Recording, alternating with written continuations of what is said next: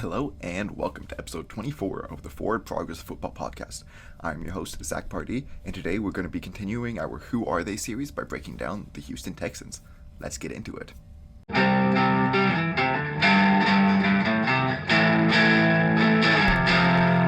so in case you are new here, which only about 30% of you are subscribed, so in case you aren't, go hit that subscribe button. Love to have you guys join me. What I'm going to be doing is breaking down each team's roster position by position while asking questions about what I want to see while watching every team play this year. At the end of it, I'm going to be doing an optimistic and a pessimistic overview of the season, as well as talk about their Vegas over-under win total, and then talk about the team's biggest strength and weakness. Additionally, I made hoodies. If you want to check them out, you can see them on my Carolina Panthers video. And for the next video that gets the most likes and views that I have, I will be giving away a hoodie to whoever comments, to the top comment. So, if you want to try to win one, go comment below. Alright, without any further ado, let's get on into the Houston Texans. So, starting off with their quarterbacks, they have Davis Mills, Kyle Allen, Jeff Driscoll, and Kevin Hogan. So, Mills showed some flashes as a rookie, and in a situation as poor as Houston had last year, that is pretty promising. Although he has limited physical upside and ability, he has shown to be an accurate quarterback last year. So now in year two with quarterback guru Pep Hamilton, who was just promoted to offensive coordinator, we'll see if he can take some strides and be this team's franchise quarterback. Kyle Allen had the chance to start his sophomore year with Carolina, but did not impress there.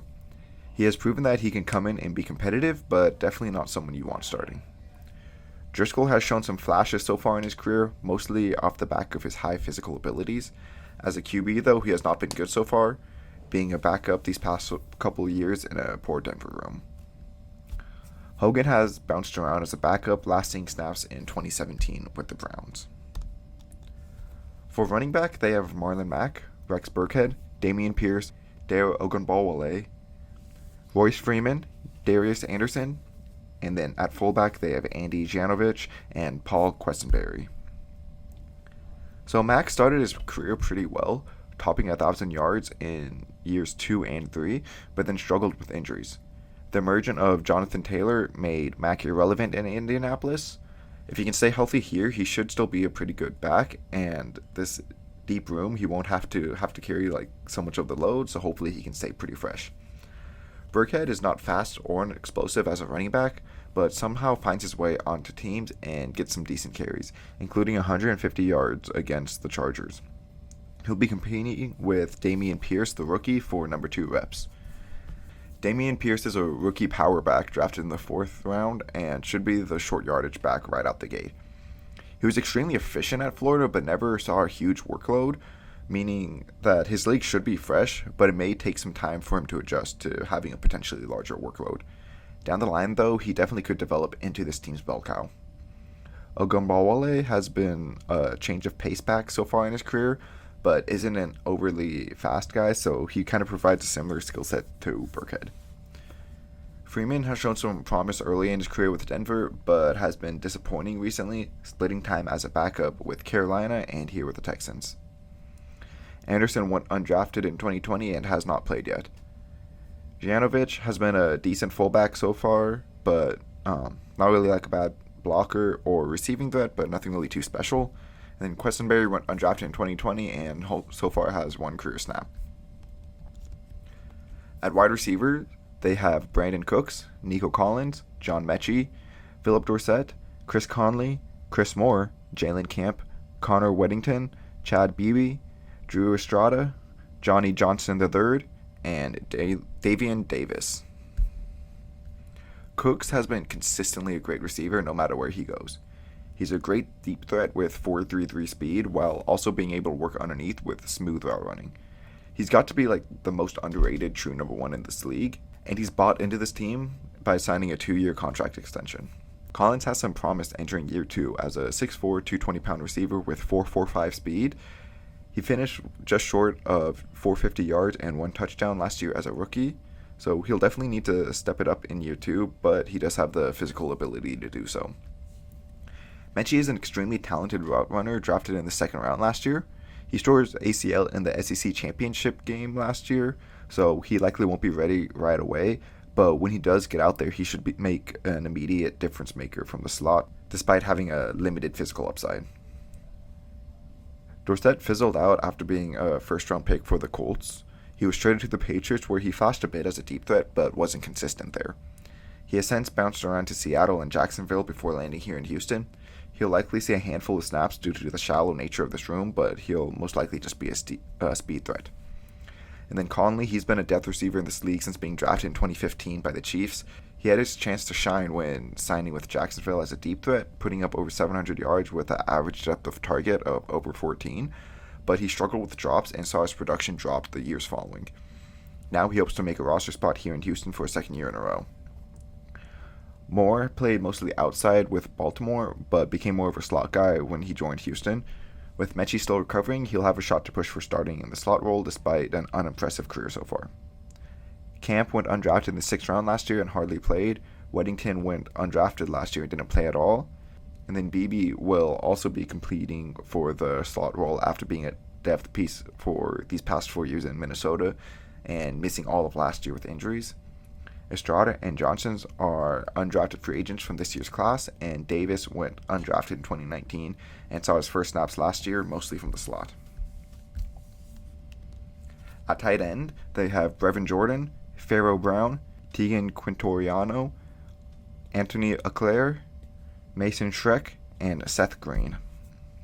Brevin Jordan is a speedy, athletic tight end who is a bit on the smaller side, drafted in the 5th last year. He won't provide much as a blocker, but if he can continue to develop, he can be a pretty legit mismatch problem. Brown went undrafted back in 2017 and has slowly been working his way up the depth charts. He saw significant snaps last year, but hasn't eclipsed 200 yards in a season yet. Quintoriano was a 5th-round pick in this year's class out of Oregon State. Auclair is a blocking tight end, seeing a pretty significant amount of snaps last year. Schreck was a backup for the Bengals for years, hardly playing, and Green is a UDFA from this class.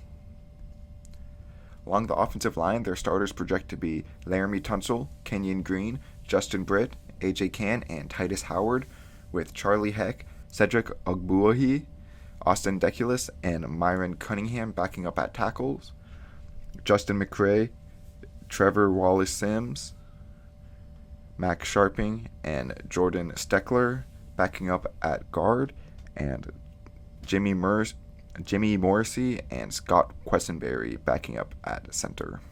When Tunsil was traded to the Texans, he quickly emerged as a top pass protector at the position. After missing much of last year with injuries, there was rumors that he wanted out of Houston. However, he stuck around and he should be a rock for this offensive line. Heck started last year at right tackle for much of the year, but wasn't overly impressive, so he'll likely be the 6th lineman / swing tackle this year. Ogbuahi was drafted in the 1st round by Cincinnati back in 2015, but due to injuries and poor play, he never panned out. So now he's just fighting for a roster spot. Kenyon Green was drafted 15th in this year's draft and is a pretty high floor guard that should provide some solid level play right out the gate, especially when playing next to an elite left tackle like Tunsil. McCray has played every position along the offensive line and started many games at right guard for the Texans last year. He doesn't provide the highest level of play, but his versatility is definitely valuable. Wallace Sims went undrafted in 2020 and appeared in one game last year where he didn't have a great outing. Britt has been a capable starting center for years with Seattle and then last year with Houston. However, these last 2 years, he has struggled staying on the field. Morrissey was drafted in the 7th last year by the Raiders, but was cut and picked up by Houston.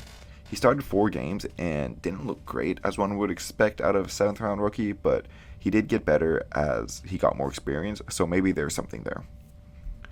Quessenberry was drafted in the 5th in 2018 by the Chargers and saw mostly backup snaps. He did start from week 14 on in 2019 and only gave up 11 pressures and 1 sack, but he returned to his backup role in 2020 and 2021. Cann has been a starting caliber guard for Jacksonville since being drafted in the 3rd back in 2015. He was off to the worst year of his career before getting injured last year in week 4, so hopefully he can bounce back here with Houston. Sharping was drafted in the second round of 2019 and has gotten some starting experience, but hasn't been good so far. This will be likely his last year to try and start here in Houston if he can beat out Can. Steckler went undrafted 2 years ago and hasn't played yet. Titus Howard has been pretty disappointing in his first 3 years into his career after being drafted in the first round. After bouncing between guard and tackle, he seemed to have found his fitting though last year at left tackle. Houston hopes this can continue on the opposite side with Tunsil coming back. Deculus was drafted in the 6th round out of LSU this year, and Cunningham is a UDFA this season. For interior defensive linemen, they have Malik Collins, Roy Lopez, Ross Blacklock, Thomas Booker, Michael Dwumfor, Adadeo Odelayi, Kurt Hinish, and Damian Daniels. So Collins is a pass rushing specialist interior lineman who got better each of his 4 years in Dallas before looking pretty terrible with the Raiders. He did bounce back last year with Houston, so he should be a solid interior pass rush presence for this team yet again. Lopez was drafted in the 6th last year and instantly became a starter as an early down run stuffer type. In year 2, we'll see if his role expands or if he's just going to continue to be this primary run defender. Blacklock was taken in the 2nd round of 2020, and the team was hoping that he would develop into a great pass rusher from the middle.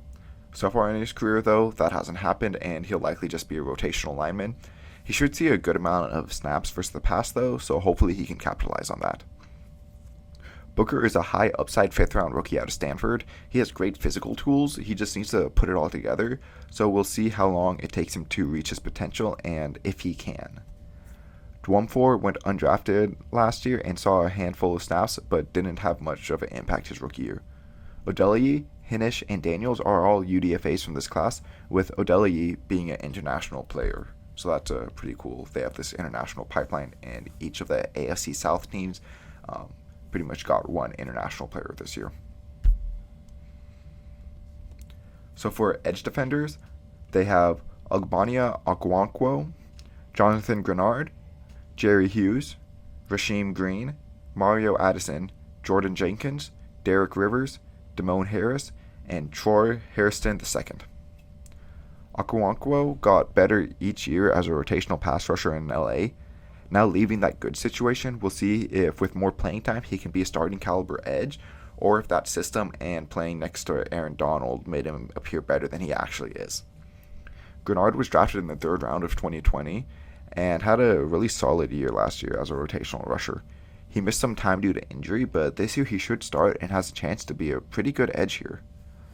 Hughes has been a consistent pressure getter for Buffalo for years, but is getting up there in age. At this point in his career, he'll likely just be a DPR or a designated pass rusher, but should be productive in that role still. Green had an alright 4 seasons with Seattle after being selected in the 3rd round. Now in his first season with the Texans, he'll be buried a bit in the depth chart, so we'll see how often he can see the field. Addison, similarly to Hughes, is coming over from Buffalo and is getting up there in age.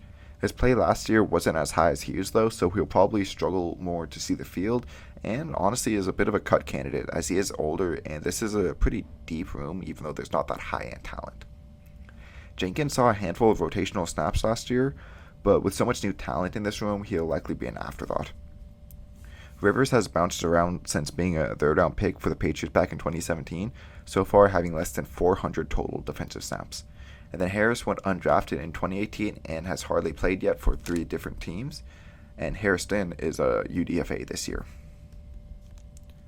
For linebackers, they have Christian Kirksey, Cameron Ruger-Hill, Garrett Wallow, Christian Harris, Neville Hewitt, Jalen Reeves-Maben, Blake Cashman, Tay Davis, Kevin Pierre-Louis, and Jake Hansen. So Kirksey has been a pretty decent linebacker throughout his career after being drafted in the 3rd round back in 2014 by the Browns. However, his play seems to have been going downhill recently, so maybe he is past his prime. Kruger Hill, he's been a pretty solid backup since being drafted in the 6th back in 2016 and has looked decent in limited action, but last year as a starter and his first year in Houston, he looked pretty poor.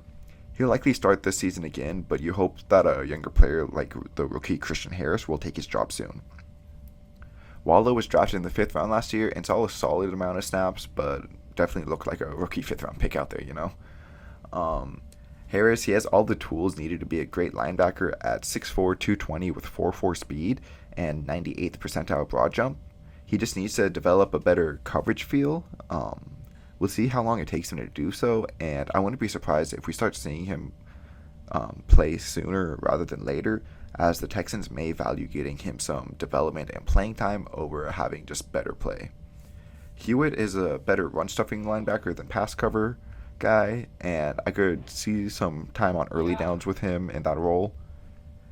Reeves-Maben spent the last 5 years in Detroit, starting much of last year in a thin linebacker room. He'll be able to push for time here too, but hasn't shown the highest level of play so far. Cashman showed a lot of potential in college, but got drafted in the 5th round of 2019 due to some injury concerns. Those concerns have come to fruition as he's hardly been able to see the field for the Jets and was just traded to the Texans. If he can stay healthy, he still has high potential, but that's becoming a bigger and bigger if. Davis went undrafted in 2018 and played a good amount as a rookie, but hasn't played much since then with the Giants or the Browns. Pierre Lewis flashed when getting defensive snaps early in his career as a primary special teams guy, but when he got his opportunity to start in Washington, he disappointed. And then last year with Houston, he hardly saw the field. Hansen is a UDFA from this season. So for cornerbacks, they have Derek Stingley Jr., Steven Nelson, Tavier Thomas, Desmond King II, Fabian Moreau, Tremont Smith, Isaac Adam, Kendall Sheffield, Tristan McCollum, and Jacoby Francis. Derek Stingley, if he can stay healthy, has the potential to be a top 5 corner in this league. I loved him coming out. It definitely can take corners sometimes to adjust to the NFL, so he might struggle a bit in year 1, and he also does have a bunch of injury concerns. But if all those pan out, he should be a great piece for this team long term. Steven Nelson was a pretty solid number 2 with Philly, Pittsburgh, and Kansas City throughout his career and should satisfy that same role here. Thomas went undrafted in 2018 and saw the most snaps of his career last year, being a solid slot corner for the squad last year. Desmond King was instantly a great slot cornerback for the Chargers back in 2017 after being drafted in the 5th round. However, he fell out of favor with the staff and was traded to Tennessee, and then that offseason he signed with Houston, where he primarily played outside. With the 2 outside corners already set, he'll likely compete for the slot job with Tavier Thomas. Moreau looked decent in Washington as like a rotational corner, getting a good amount of starts, and then started all of last year with Atlanta, where he looked alright as a number 2. He'll probably be the guy to step up if one of the 2 outside corners go down. Smith hasn't played too much since being drafted in the 6th round back in 2018, making 2 starts for Houston last year and giving up about 100 yards on the entire season. Yadam was drafted in the 3rd round back in 2018 by the Broncos, but has been a disappointment there and his other stops so far as well. He's going to need a fight to make a roster spot here. Sheffield was drafted in the 4th round in 2019 by the Falcons, but didn't look good there at slot or outside in his 3 years. And then McCollum and Francis are UDFAs from this class. So for safeties, they have Eric Murray, Jalen Petrie, MJ Stewart, Terrence Brooks, Graylin Arnold, and Jonathan Owens. Murray was drafted in the 4th round of the 2016 draft by Kansas City and showed some flashes there early on, but has been picked apart in coverage recently. He is the most experienced player in this room, though, and will likely get the starting nod. Petrie played in the slot for Baylor, but the 2nd round pick showed the ability to be much more than that at the NFL level. If his talent can be unlocked, he should be an above-average starting safety sooner rather than later. Stewart disappointed in Tampa after being a 2nd round pick back in 2018, but looked pretty great towards the end of this last campaign with the Browns. He should see a lot of snaps as the number 3 safety and could even push Petrie or Murray for their starting jobs. Brooks has been in the league since 2014, never being a starter but providing some veteran leadership and a 3rd/4th safety value. Arnold went undrafted in 2020 and hardly played yet. Owens, he also went undrafted but in 2018 and also only seeing a handful of snaps so far throughout his career. So for their special teams unit, they have Kaimi Fairbairn at kicker, Cameron Johnston at punter, and John Weeks at long snapper. Fairbairn is a decent kicker with a field goal percentage of 83% throughout his career, but last year was his worst yet, hitting only 78% of his kicks and 81% of his point after tries. Johnston has had a solid career so far, averaging a net of 42 yards in 4 years between Houston and Philly. And then Weeks, he's been the team's long snapper since 2013. So this is when I get into the season projection, where I talk about a pessimistic overview and optimistic overview of their roster, as well as giving what I think are their floor and ceiling, talk about the over-under win total, as well as their biggest strength and biggest weakness. So starting off pessimistically, this team definitely could have the number one overall pick. It's just not really that good of a roster. I think they are going to win at least 2 games. They play Jacksonville twice, and somehow teams always manage to sneak a game in. But honestly, maybe they can go 0-17. Hate to say that, but yeah, this ain't looking too hot for them. So some things that can go wrong, though, is Mills. If he doesn't take a step forward, he could look like an average backup at best. This running back room is mediocre at best. No high-end back, Brandon Cooks is this team's only viable wide receiver, with Collins disappointing in year 2 and Mechie struggling to come back from that ACL tear. Brevin Jordan, he looks like just all right at tight end, but it's definitely far from a mismatch problem here in year 2. The offensive line struggles with health again, and Green struggles as a rookie, with Howard also looking bad, moving back over to right tackle. Collins regresses again, looking more like how he did in Vegas, and no one else along this interior is able to generate any pressure. The edge group, they look like just a bunch of rotational players, with no one really stepping up and being a true, at least number 2. Linebackers getting torched in coverage, and Stingley, he struggles with injuries or just adjusting to the speed of the NFL as a rookie. Murray looks poor once again, and Petrie, he might not be able to hit the ground running. Even optimistically, I don't really see this team winning much more than 5 games. As I said, they just aren't very talented, and there aren't a lot of winnable games on their schedule. But there are still chances for them. Mills, he can show some flashes and give the team some faith that he can be a long-term starter. Pierce might be able to take this running back 1 role in year 1 and give that room some true upside. Collins, if he steps up, and John Mechie, if he's able to hit the ground running as a slot, this could be a pretty decent wide receiver room. Jordan continues to develop and is at least a viable threat at tight end. If this offensive line stays healthy, it could be at least an average unit across the board. Collins, he can look good again, and either Blacklock or Booker or someone else steps up as another pass rushing threat along this interior. Grenard and or Okoronkwo look better as starters than they did as rotational pieces, and this linebacker room could be at least top 20 if Kirksey and Christian Harris look good. Stingley, he shows why he was drafted number 3 overall, and then Petrie, he helps out the safety room with the rest of the secondary playing average at worst. Definitely think that's all realistic, but still, I don't really think this is going to be a good team. They do play Jacksonville twice, which could help them win a game or 2, and then maybe they'll sneak another couple wins in, but I definitely think they need to get worse before they get better.